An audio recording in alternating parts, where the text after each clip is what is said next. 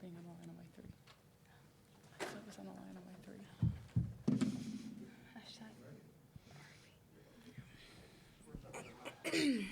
Okay, we've got Nicole and Grace. Just raise your hand. We'll come around with the microphones.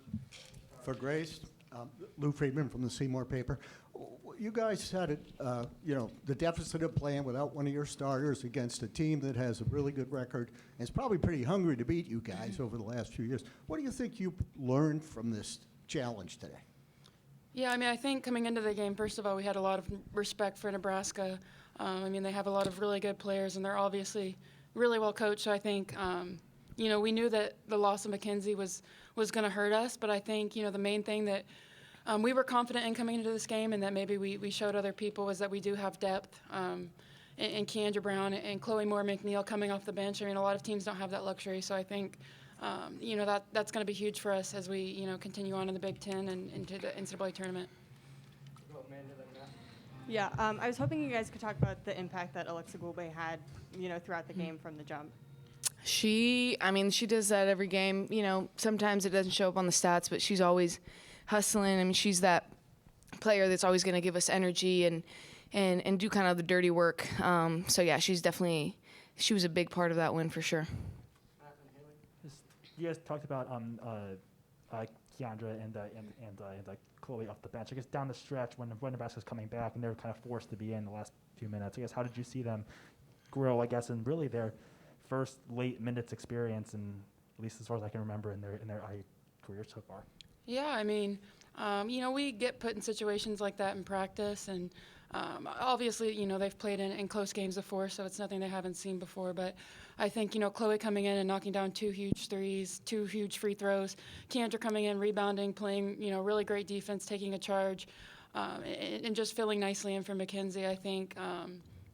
It just says a lot about them, and I think it makes us, really dangerous as we get into the postseason when the teams that have depth are, usually the ones that make it the furthest. So you guys were the first team to go 5-0 in the Big Ten. What does it feel like to be a part of the team that's able to make history like that? Well, it feels great for sure. We had very high expectations for ourselves starting off the year. So I'm just, we're the type of team that puts our head down and keeps working. Making history is definitely, something that you set out to do. But, yeah, we're not satisfied yet, so we're going to keep going. Questions?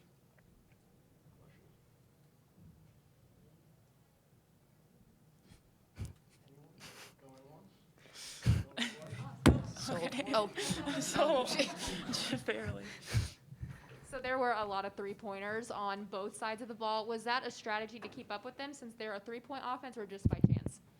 No, our coaches never want us to play to, Nebraska wants to play fast, take, quick shots in transition. And I think a point of emphasis was for us not to feel like we had to do the same thing on the other end, because that's not our playing style. So I think we were able to, penetrate and get a lot of open looks. So that's why maybe we took some threes, because they were all good looks, but we definitely weren't trying to match their tempo necessarily. yeah, we definitely focus on playing, Indiana basketball, not focused on what, another team is doing, which changes our offense. Just quickly following up on that, kind of how do you play Indiana basketball, or does the game plan change slightly with McKenzie not in the game to kind of account for not having her scoring in the lineup?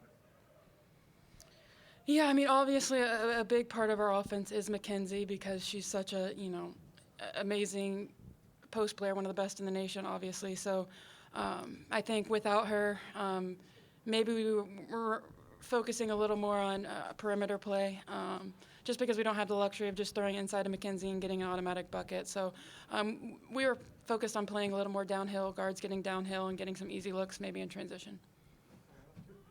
Hillary, what you were starting to say about Indiana basketball there, what about that style made a difference in the fourth quarter when they came running at you?